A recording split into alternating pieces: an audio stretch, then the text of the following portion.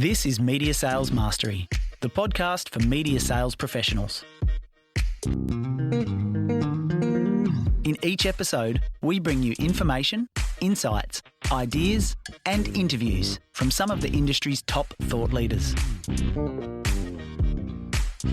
Head to mediasalesmastery.com to help pick the topic and guide the show. This is Media Sales Mastery, the podcast for media sales professionals. I'm your host, Jamie Wood.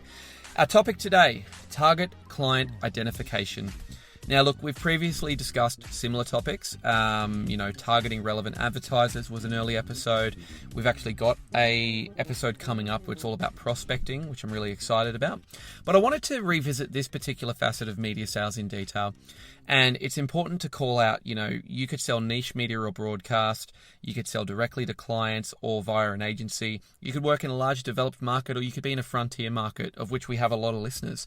The principles of good target client identification actually don't change that much. They're not really that different no matter where you sell.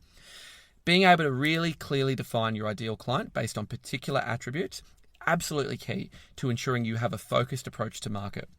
Now, the benefits of getting this right are pretty immense, right? We're talking about having higher win rates, so winning more deals, having more profitable deals because there's less friction in the transaction, having a greater level of client retention, generally because you're getting better results, and it's actually a more aligned partnership from the outset. Our guest today is Greg Tremain. So I've worked with Greg many times in the past in different roles. He is actually the owner and founder of a new company called Partnership Solutions. Greg is someone who's no stranger to really good target client identification because he's got experience selling multiple specialized media formats, things like branded content, live and syndicated entertainment, esports, multi-platform broadcast media, right through to just broader sponsorship and commercial partnerships that are really bespoke based on client needs. And I think in many of the roles that Greg, has been in, he's been tasked with identifying and in many cases creating a marketplace for a new, disruptive or innovative media proposition. Because of this, his knowledge in this particular area is extensive, so I'm really keen to get him on. Now, an apology, if the sound quality has been noticeably off in these episodes, clearly, we don't have access to a studio like we used to. So I'm actually recording in my car, of all places, believe it or not. Hopefully the strength of the content is going to offset the fact that we don't have that usual high recording standard, but I just wanted to call it out and go, it is what it is. We're going to press on ahead with a bit of a ramshackle approach to recording. Hopefully, we'll be back to normal in a couple of months. The first five. Greg, welcome to the show. Thanks, Jamie. How are you, mate? Thanks for having me on the show, buddy. Oh, mate, good to talk to you again. Obviously, been a while since we worked together, but good to hear all is doing well. And look, before we actually jump into the topic, mate, tell us a bit about this new business you've launched, Partnership Solutions. Where were you before that, first of all, and what inspired you to start the business in the middle of a global pandemic? Oh, mate, it's always a good timing, isn't it? Yeah, look, I actually kicked off my career in the agency side of the fence. So I was with DDB for many years before I was lured over to the bright lights of the radio industry. So firstly with the guys at Austereo, where I was a client marketing manager at the time. Then went and worked for MCM Media, which became Authentic Entertainment. And about 10 years after joining those guys, and an awesome time working with them, I worked for HT&E. So that's, the Australian Radio Network, iHeartRadio, and at the time they had AdShell as well. So joined those guys as a partnership director. In that sort of capacity, I was working with all their major clients and agencies, developing new initiatives, which really had a focus of leveraging the group's radio, their digital, their out-of-home, their social assets, and of course their leading on-air talent as well. I think that the best part of the tail end of that as well was getting involved in the esports industry, where we launched Gfinity Esports Australia and rolled out a number of esports series, which was a great space to work in. Mate, it's interesting, right? Because you've talked around obviously broadcast media and agency, but then you've talked about syndicated content, you've talked about activations, esports, pulling together different broadcast mediums and creating a unique kind of proposition in the market. And I suppose it's probably the reason I wanted to talk to you today, because looking at some of your prior experience, all of these media offerings, whilst very compelling, aren't necessarily that mass market proposition, are they? They're somewhat unique or new or different than maybe some of the other offerings. Could you talk a little bit about the process you've used in the past when looking to build a client base, and particularly, why a thorough target client identification process is so important, particularly, I suppose, in this new venture of partnership solutions? Maybe talk a little bit about what that offering is and what your approach is to looking for partners in that space is too. The business is a fascinating one, and I look back and I think about the best years of my career, and they've certainly been spent working with major clients and rights holders in the entertainment industry. Whether that's music, whether it's esports, live events, some stuff in the sports space as well. So over the years, I've really been able to develop unique creative opportunities for brands, and that's everything from things like original content, to live events, PR stunts, brand activations, promotions, etc. So when I launched Partnership Solutions, which was just back in July this year, so as you said before, mate, in the middle of the pandemic, but I felt there were plenty of people in the entertainment industry that had a little bit of time to help me out and get the model right. So the model of the business is purely around helping brands to unleash the power of partnerships. So in that space, I'm working with a whole village of rights holders and industry specialists to develop and deliver unique opportunities for brands. And what's important in that space, mate, is, how do you build a client base in a business like that? And it's had to be quite specialised. It's very much about, needing to move well beyond what, the sales or the media sales industry would traditionally target. It's moving away from traditional media buyers, and it's about identifying where that business is going to come from.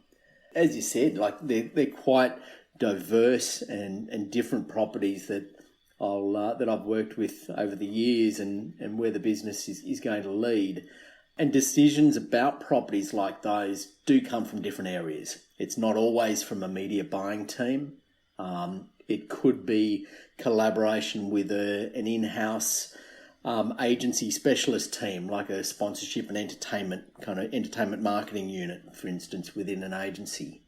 Or it could be at a client level. At client side, it might be a sponsorship manager, a marketing partnership specialist, an event management team, could be a PR agency. So, in this business that I've launched, it's really critical for me that I identify the right person to talk to.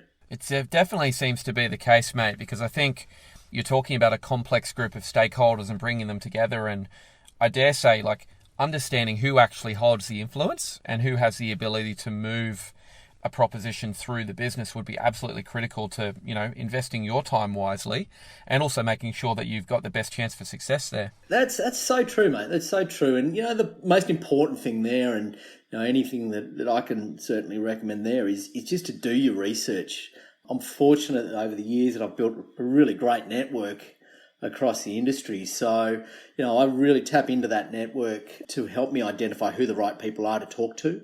And I do things like I'll look at who's commenting on relevant topics on platforms like LinkedIn or on some of the trade media. I'll look at who's talking at conferences around particular topics. I'll do plenty of research as well around companies, looking at different job titles, trying to get a really good understanding of company structures around their marketing teams. And around some of their specialist units as well. And most importantly, for me, it's about leveraging existing relationships to help me identify the right person to actually talk to. Well, it's an awesome topic to get into right now, I think, in a market where we need to be prospecting relative to those who actually have a need or have a business challenge that we can solve. It's something where when we think about the audience we're talking to of media salespeople, the ability to target relevant clients and to do it in a way that is absolutely strategic and aligned to your offering, now probably more than ever, is really important, mate. So it's a good setup for today's topic. I think we're going to go back to some of your previous experience and some of the other propositions, but let's jump into the main topic now. Media sales mastery. Media salespeople who've maybe been in the role a little while, right? They've got a few clients already.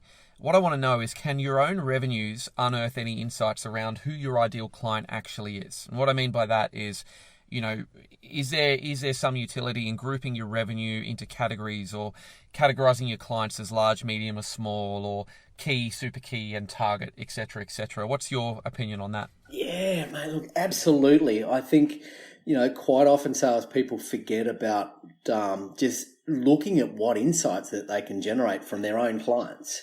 Looking at trends in the revenue base of your clients can be vitally important.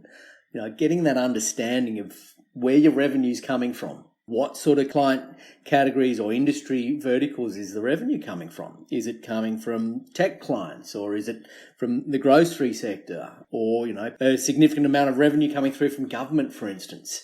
So, looking at your client base and just asking yourself some questions of, why are your biggest clients your biggest clients?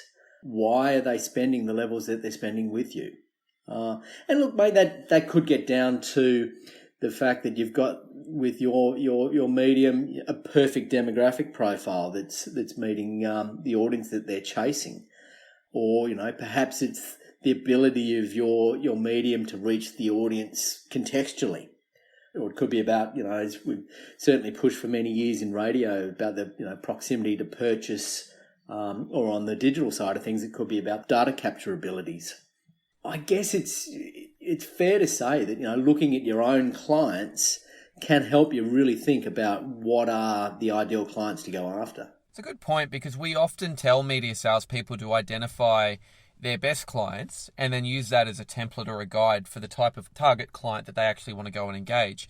And I think, it can sometimes be misleading to say your best client, because we typically lean to which client do we actually have the best relationship with and do we enjoy working with the most? Who's our best mates, Exactly. So let's talk about, I have to say, like, a good working relationship is absolutely imperative, in my opinion, a lot of the time.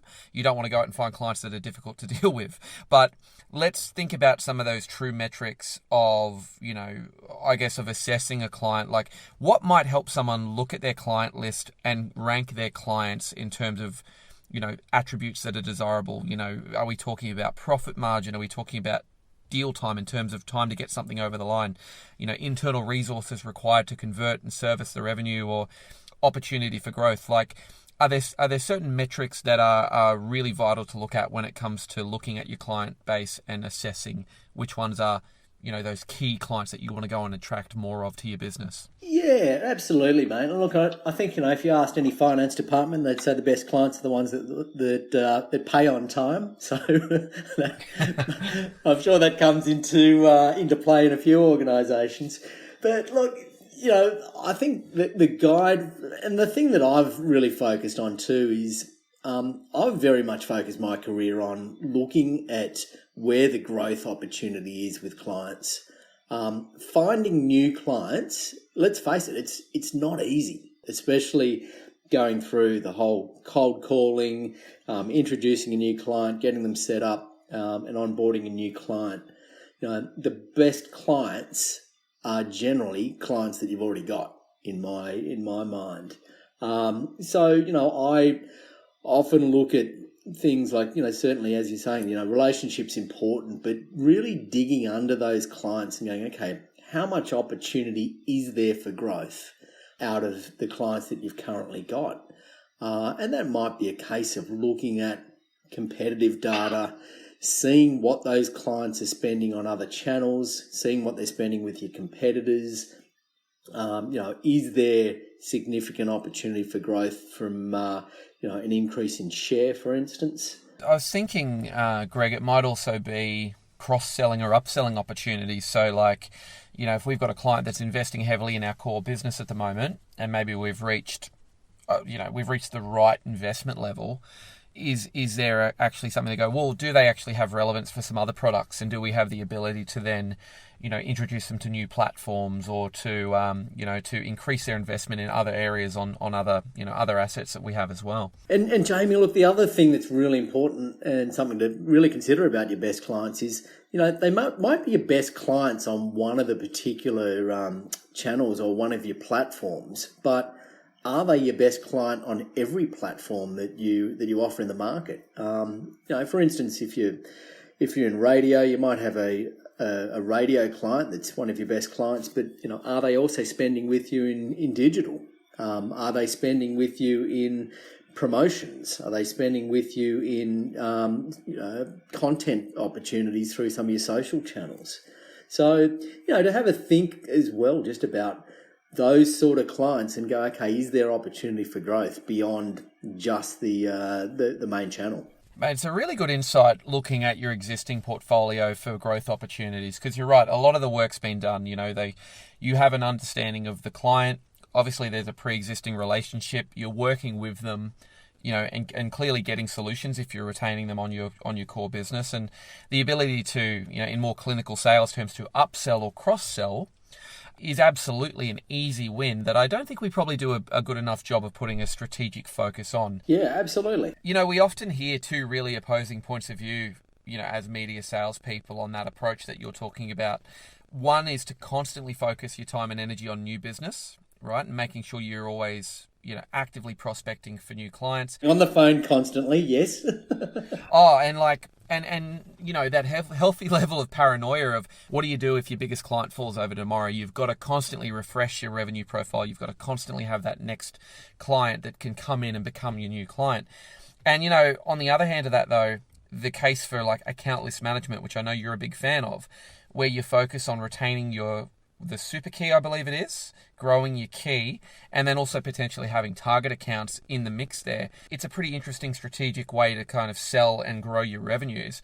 What's your perspective on this one, mate? Can a target client be one who's already an active advertiser in an account list management type of scenario? Yeah, look, absolutely. And I've been a big fan of this for many years, and I think that's where I've had a lot of enjoyment across my career is working with some of these kind of mega key clients. And they've all been built from being initially like a target client. We've had them on board, we've grown them, we've turned them into a key account. And when we're talking about key accounts, we're sort of looking at saying, okay, the top 20% of your clients, there's great potential there that they're writing 80% of your overall revenue. So they may only be a handful of clients. You might have sort of 4 or 5 in your entire account list.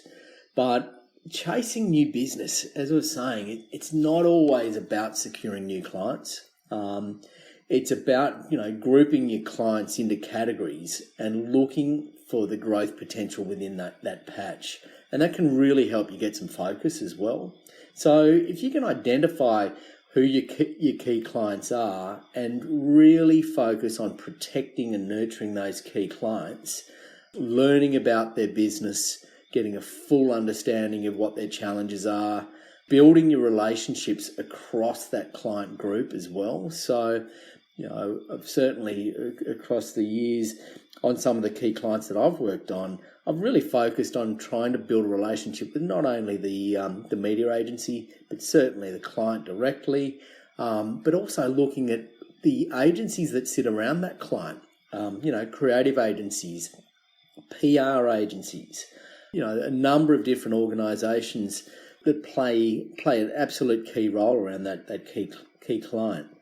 Because ultimately, the more you know about that client's business and their challenges, the more tailored you can put solutions to them, and the greater opportunity you've got to drive revenue growth. And, that's such a good point around looking at some of the other agencies or stakeholders involved in that client relationship. The simple one for a lot of people listening is if you have an existing relationship with the media agency, do you have the ability to have them provide a warm introduction to the client team? And, beyond that, do you have the ability to also have a dialogue with the creative agency? If you think about those three sets of stakeholders in a client relationship, arguably, if you can add value, in all three of those in some form, it's going to really enrich the way that you actually service that client relationship. And I dare say the influence doesn't necessarily sit solely with one person, doesn't. Oftentimes it is a bit of a, it's a bit of a committee, or it's a bit of a coalition that's sort of formed with a group of different people that sit in different parts of that kind of relationship between agency, creative, and client as well. Yeah, that's absolutely true, mate. And I think the most important thing, though, in that sort of scenario is, and you hear it so often, is you don't want to burn any relationships with any of the parties. You don't want to burn an agency, a great media agency relationship that you might have by going directly into a client, or, trying to, circumnavigate the buying process, and cutting anyone out of the picture. The most important thing here is it's about value exchange. It's about understanding that if you can spend some time with a client, or with a creative agency, or with some of those other partners, if you can deliver a fair value exchange, then you've got a win-win across all parties. Absolutely. I mean, I think what you're saying there is interesting around, if you've got a really strong working relationship with one of those key clients, knowing a whole raft of information around the client, having all of that context, knowing the industry they operate within. And it sort of leads me to a question I had for you around, let's go for somebody that's maybe building a new client list, right? So a media salesperson that's come in and they're tasked with effectively building a client list from scratch, right? Which I've been there. It's not an easy thing to do. It takes a good 18 months, and that's from a really considered, focused approach too. I think industry selection is an area I want to talk to you about, not just in COVID, where a lot of industries have obviously, been heavily impacted, but I want to talk about the dynamic of industry and looking at it from a target account perspective, right? The caveat here is I understand some agency salespeople in particular are going to feel somewhat constrained by the client industries that exist in their agency portfolio. Some direct salespeople probably have pre-assigned industries that they need to prospect into, and we even might have some media outlets that really strongly influence the sales team. If you're a prestige magazine title, you're probably going to have a strong opinion of the type of clients that you want to go and have appear in your magazine, as an example. So I guess all of that being said, right, what might be some of the reasons why a media salesperson would look to target a particular industry? And in your experience, mate, how do they maybe streamline the approach of researching industries and getting an understanding of how those industries operate before making the approach to clients within that sector? I'm a big fan of this. I think industry specialisation, it can be a really effective way to drive revenue growth across your patch of clients. And the thing is, I guess, not everyone can claim to have expertise in a particular industry if you've got a client mix or a client list that's actually a mix of a whole lot of industry verticals. If your clients are made up of grocery clients, telcos, autos, it's hard to be an industry specialist. But this idea of industry specialisation, look, it can take time, but it can be equally rewarding. Like, to give you an example, like if you're assigned, say, the automotive category, it can actually be really easy to get on top of all of the industry trends and insights. The way to do that, you jump on, you subscribe to some of the key trade publications, perhaps set up some Google News alerts on particular on the industry or particular brands within the category. Having a look at industry sales data, perhaps jump on and register for some industry newsletters, get along to industry conferences. The more you can do across that industry, the more knowledgeable that you become on that industry, the more valid business reasons you're going to identify. You'll know when one of the manufacturers is launching a new model, for instance, or you'll identify some of the challenges being faced in the industry, and you'll have enough information to have an opinion on it. So, ultimately, information is power. It ensures that you're leading with the client's objectives and the challenges first. And information, ultimately, it positions you as more of a consultant than a sales rep. That's a real difference in how clients will perceive you, because ultimately you're creating solutions. Hear it time and time again. Clients always will want to push you away, but if you're an expert in their industry, they're absolutely going to engage with you. It's amazing how quickly you can actually start to use the acronyms and the shorthand and the terms that people in a particular industry use, because we all have them, right? Like every industry has its own unique quirks, its own unique way of speaking. And this is something I used to find when I was prospecting as a direct rep. I would typically target category, right? And I would typically, it's very tactical, but I would typically try to look at where government stimulus or government money was going as a little bit of an insight into which industries might have either the means or the desire to advertise. So an example would be if the government's got rebates for water tanks or solar panels, it's probably an easy into a conversation to a solar company. If the economy, when I was in South Australia, the economy was obviously of manufacturing was compromised, and tourism was kind of that next growth industry that the government was focusing on. So you were able to then sort of follow the money, if you will, and start to pick up the phone to tourism operators and go, hey, look, I understand there's a lot of emphasis on growing the economy or the tourism economy. Here's a proposition.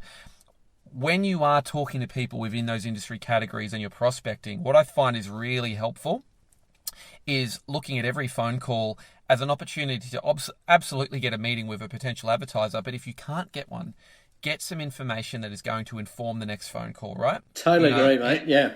Yeah, I mean, and it's as simple as literally going, I remember one of the things I used to find with solar was like, no, we're not interested. It's like, okay, no probs. Hey, I'm just curious, who in your category, who are some of the competitors in your space at the moment? Are there a bunch of you or are there only a few? What time of year is your business typically really busy? Is it busy at the moment? If it's busy, why is it busy? Those kind of things can really, really make your next phone call really sharp. Hey, it's Jamie from Insert Media Outlet here. Look, I know you guys, your seasonality is this. I understand these are the main players. We actually have a proposition that's right for a business around this size. So it allows you to really quickly start to seem like, well, to really give the impression that you've done your homework as well. That's exactly it. I mean, you don't want to be coming across cold as a sales rep that hasn't done their homework, and you hear it time and time again. Like it's, the pressure on a lot of salespeople to, hey, go and chase new business. You've got a list there of, 50 clients. Who have you made contact with? What meetings have you got in the diary? All of those things add pressure to sales professionals to deliver, and and put yourself in the client's shoes at the other end of the call. They don't want a pushy salesperson on the end of the phone. They want someone who's actually going to help them with their challenges. Someone that's going to provide solutions to those challenges and help them grow their business. Mate, you're absolutely right, and a little bit of Google research, you'd be very surprised. I mean, every industry seems to have its own trade media or trade publication. Every major category certainly does. And to your point, mate, the ability to become somewhat of an industry specialist across 4 or 5 industries, I mean, that's something that takes time to build, but the level of commercial acumen that you build, being somebody who can speak with authority and with a level of experience across 4 or 5 key industry categories, will absolutely elevate your reputation as a very, very high performing media salesperson, no question. Yeah, no, absolutely agree. Absolutely agree. So let's talk about, we know the type of client that we want to go for because we've had a look at our ideal clients. We know roughly the size of client we're going for. We know the industry they operate in. What about identifying the target buyer, right? So this is sort of prospecting, but it sort of leans into what you were talking about around a media salesperson identifying who that person or people are within an organization that are relevant, have the influence, have the political capital and the authority to actually move the deal through. How do you, your approach, how do you actually uncover the person's particular pain point or driver and then work with them to sort of put a proposition that they can actually move through the business? How does that process kind of roll out? Jamie, you know what? I think this gets down to just really being able to identify how far the buyer is down the buying process. And there's some real telltale signs there. Like if you're responding to a trading brief that's come through from one of the agencies, for instance, then decisions have clearly already been made in terms of the strategy, the channel selection, budget allocations. So, you know, in that case, your relationship with the buyer is critical. You know, your opportunity for revenue growth at that point is probably a negotiation of what you can deliver in terms of an increased share. So to gain further influence, you really need to get further upstream in that buying process. And that can mean trying to target the strategists who are going to be interested in what particular insights you can bring to the table, or what insights you can share with them on how you might be able to better influence the consumer. So, you know, one thing I find is it depends on what you're selling as well. If your channel is very much anchored in social media, then being able to identify the social media teams within an organisation is critical. You want to be dealing with people that understand your language. Well, I think we're fortunate as well in this industry as well that there is a high level of specialisation. You know, across client teams, you've got specialist teams that look after sponsorship, for instance, or content integration, or social, or you know, there's so many different specialists that we can target, and then, you know, ultimately it's about identifying who those key people are, and then that'll give you the right direction into who the right person to speak to is, and who the person is that you really need to influence. You know, it's interesting reflecting on that approach where, you know, you've got that, the peripheral view isn't just there. I'm not just dealing with an agency. I'm actually looking to influence further up the buying chain. I'm looking to do that persuasion, you know, which is like laying the groundwork so that when it gets down to the agency, they're familiar with your product and proposition, you're adding value.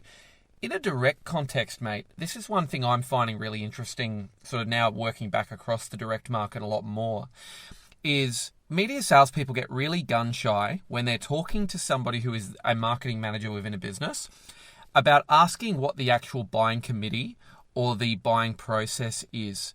So the question of going, hey, look, it's been great we've been able to talk. I'm just curious, if we were to put a solution to you that you feel is absolutely, you know, on brief and something that you'd want to champion, what does the process actually look like from your end? How do you take that through your business? Who do you need to get on board? How long does that typically take? How many stakeholders are involved, and who is ultimately your key decision maker that you defer to? Yeah, they don't ask the question. I've seen it time and time again, and it's you've gone through, you've done all the work, you've uncovered the business, you've uncovered their challenges, you've brainstormed with, you know, heaps of people, you've put together an amazing proposal, you've rehearsed, you've practiced, you've presented, you've absolutely blown everyone away with your presentation in the room on the day. Everyone's on a high, and it's almost like, you know, I've seen people just breathe a sigh of relief. Okay, presentation's done. Okay, thanks guys. All right, we'll chat soon, and walk out of the door. That's when the sales process really kicks off, is just understanding and contracting those next steps is absolutely critical. You know, understanding, okay, as you said, mate, like, you know, what is the approval process? Who are the decision makers? What's the time frame? Agreeing with them as well is, as to, you know, contracting those next steps. Okay, so can I call you? Is it best to call you in a week's time? What's our best next follow-up? Should we put a time in the diary now to review the feedback? You know, those sort of elements are really, really key. Oh, absolutely. And I think, you know, I can understand why there is a level of not wanting to maybe offend. Let's say we're talking to somebody who's the marketing manager. It's very difficult to go, hey, listen, do you have the sole authority to sign this off, or are you beholden to a higher power? But I think the right kind of positioning, particularly in that early uncovery phase, when the stakes are low, right? When it's an initial exploratory meeting, where you're seeing if there's a match in your product, where you're seeing whether your objectives are aligned, it's really critical at that stage to get an understanding.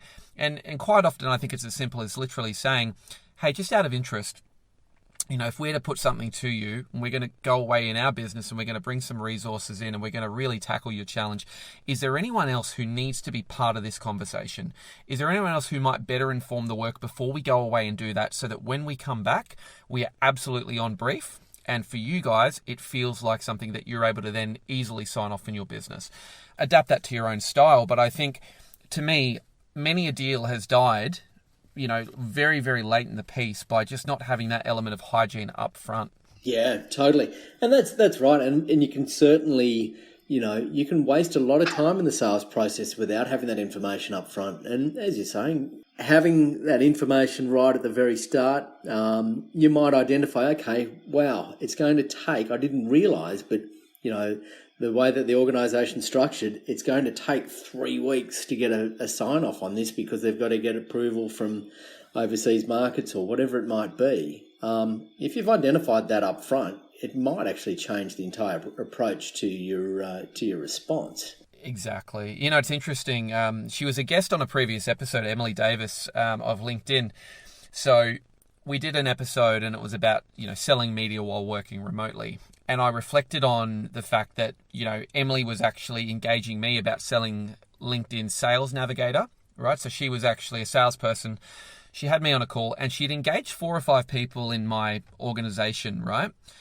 And it became really apparent that she knew I wasn't the ultimate decision maker, but her sales pitch to me was very tailored, that I'm the influencer or I'm the sales champion, right? And so what I mean by that is she goes, I know you got no pull, Jamie, but guess what? You're my man on the ground who I know wants this. And I know you've got enough pester power in your business that you're going to go to the guys and girls that actually do sign the checks, and you're going to persuade them. So she was building leverage, right? And that's a really clever thing to do as well, mate, because, being able to, she's got your attention. She knows that you're an absolute key influencer in the decision, but it may not have been a property that was on the radar of the final decision maker. She's done a smart job there, and I think that's really key. And flip it back the other way. Quite often we see in media sales, you're dealing with someone who's really excited about your proposal. It's everything's green lights all the way. You couldn't have done anything wrong. And then you get to the final sort of approval process, and then finally you find out they're not going to go ahead with it. And the reason they're not going ahead with it is, you had the buy-in from one person, but there was absolutely 3 other people that you needed buy-in from, and they weren't buying into the process at all. Let's jump into the last topic, Greg, because we've kind of spoken around this issue, but I've got a real-time kind of case study issue for us from a listener. So let's jump into that now. I can't ask my sales manager that. She's withheld her name, which is fine. She's an out-of-home rep. Now, this came to me a little while ago, mate, to be honest with you, and I went back with some answers, but I wanted to bring this to the episode because it's really very much covering over the territory we've been speaking of. So I'm going to read the question. Let's reflect, see if we can give some thoughts and tips. So the question is, I look after 3 major agencies who all have a few very large clients. I've been in my role for 5 years now, and because of this, I know all of my clients and have targeted all of them proactively many, many times. When we do our quarterly business plan, my sales manager is always pushing me to create a hit list of new business with a minimum of 5 target clients and a plan for how I'm going to go and write more revenues against them. I worry that my sales manager just doesn't understand the dynamic I'm faced with and thinks that I might be pushing back or making excuses. I'm super keen to grow revenues, but I'm feeling a bit stale. Are there any suggestions you have for me to refresh my approach to targeting, in inverted commas, new business when I don't have any, inverted commas, new clients? I think we've all been in this situation, haven't we, where we've been in a role for a number of years, and you walk in, week out, look at your client list, it's like, okay, I've spoken to them, I know where they're at, no, they're not doing anything at the moment, and you feel like there's every excuse under the sun. And you do feel like you know them well, and you feel honestly that sometimes you feel like if you pick up the phone again, they're going to feel like you're absolutely stalking them. But, in that case, I think breaking down your whole, looking at your whole account list management, and firstly, perhaps it's a case of looking at the clients that are spending money and maybe building out a plan for revenue growth from your existing clients. As I mentioned before, it does take time to find new clients, but it's a lot easier to nurture and grow the ones that you've got. We talked a lot before about becoming an industry specialist. Can some really focused research on that client's industry help you identify some new valid business reasons to get in front of that client again? You might identify some new angles that you haven't thought of with a particular client that could lead to some revenue growth. It's also, mate, what you're saying there is really, it's worth unpacking more, because I agree with you that, there's absolutely opportunity to grow revenues from existing clients. Where I think the mental barrier comes in, because I've been in this situation myself as well, mate, is you almost know your clients too well, right?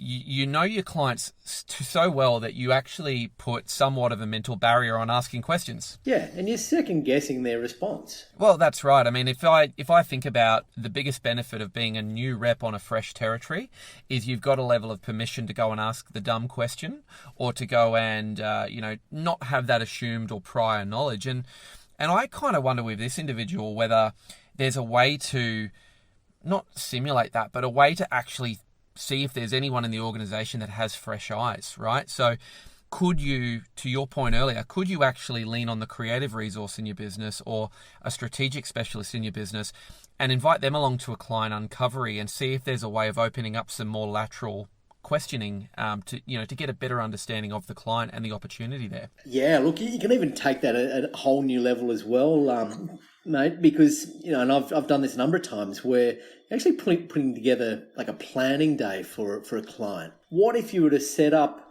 something where you could get a number of different people from that client into your office and have a really good value exchange where you could share some perhaps some research that you've been working on, or some particular audience insights, or something specific around their industry that's relevant. Maybe it's a case of bringing in a number of the creative resources from across the business, bringing in some of the C-suite even to just show how important that client is to the business, and facilitating a planning day or a planning afternoon. I've done a couple of them in the past, and they're really effective, particularly if you get the casting right. And what I mean by the casting is, bring in I remember we had like a chief marketing officer, we had like a technology person, we definitely had some creative specialists, but we had the premise of it was to deepen the partnership. And I remember specifically going into the room, talking about the broadcast media plan. And I remember leaving the room with a really clear objective of us helping them with a recruitment drive to get staff into the business. Fascinating conversation and a really good example of a new revenue opportunity that could have only been created by having that group of people in the room and really doing that type of uncovery. Absolutely. And, you think about some of the broadcast channels as well, and the opportunities they've got to deliver some exciting experiences for these clients as well. So you bring them in for a planning day, and then radio's the kings of it, I guess, of going, hey, come in for our planning day, and then some of the talent's going to pop in and have a drink with us afterwards. So there's just nice ways to just show the importance of that client to the organisation, and make it enjoyable, make it a fun experience. the more fun and open those clients are, the more they're going to share, the more you'll uncover. And as we're saying, you'll walk out with an opportunity that you hadn't considered going into the room. Exactly. And I think also, if you've got a relationship forged over 5 years with a couple of key clients, you're going to have an inherent level of knowledge and trust where probably it's worth actually seeing if you could push out onto the frontiers in some new product innovation with them. I understand to an extent it's like, well, we need to do this in the pursuit of revenue, but it's like, if you've got the ability to go to a client and say, we've done a lot of thinking about your business, we've worked together for a long time, we want to try something new and different in our medium, and we want to try it with you because you're a trusted partner. Like, that kind of stuff is really, really powerful as well. Absolutely. It's inviting the client in to come in and test and learn some new product or get involved in a research project that the media organisation might be doing. Some of those exclusive opportunities, just because you're a great client of ours, hey, you're invited into the club. Like, that is super, super powerful and certainly builds on that relationship. Yeah, well, look, to this person, I think definitely they might want to reach out to you, Greg. So what I'll do is I'll put your LinkedIn and I'll also put the Partnership Solutions website into the show notes of this episode, mate. We'll make sure that we spread the gospel. I suppose just kind of in drawing this to a close, mate, and thank you for being so generous with your time. For context, I'm not in a studio tonight. I'm actually recording in my car. So I apologize for my audio quality, but I want to thank you for working with me in these constraints in this lockdown world we're in, mate. Tell me, mate, targeting the right kind of clients, target client identification. Is there any parting thought for the audience that you want to kind of leave on this topic that they can take and apply this week? Yeah, thanks, Jamie. And look, as I said across this podcast, mate, it does take time to find new clients. So really focus on that account list management. Look at who your key accounts are and absolutely nurture them, grow them, and then put together the right strategies around your target clients. The other key advice I've got is for all salespeople is stop selling. Don't sell. Put the client's objectives first. Put yourself in their shoes and create solutions and create opportunities which get them excited. If the solutions and those opportunities are right, then the clients will buy from you. You won't sell it to them, they will buy from you. And in doing that, you're going to build trust, you're going to show a really honest approach, and you're going to be able to build integrity with clients. The other thing to remember too is this market, certainly in Australia, the market's small. People move. Be really careful about how you build relationships with clients and agencies. Show them and build trust with is everybody that you interact with, because whoever is a client today may not be your client tomorrow. And those target clients that you're chasing today that may not be a client now may be a client in a couple of years' time. So, protecting those relationships and nurturing relationships is absolutely critical. And finally, when you are interacting with a client and you're chasing business, don't just make it another sales call. Really look for what is that value exchange, what's going to engage the client, what is going to get them wanting to do more with you and to drive more business with you. Fantastic summary, mate. Some great takeouts there.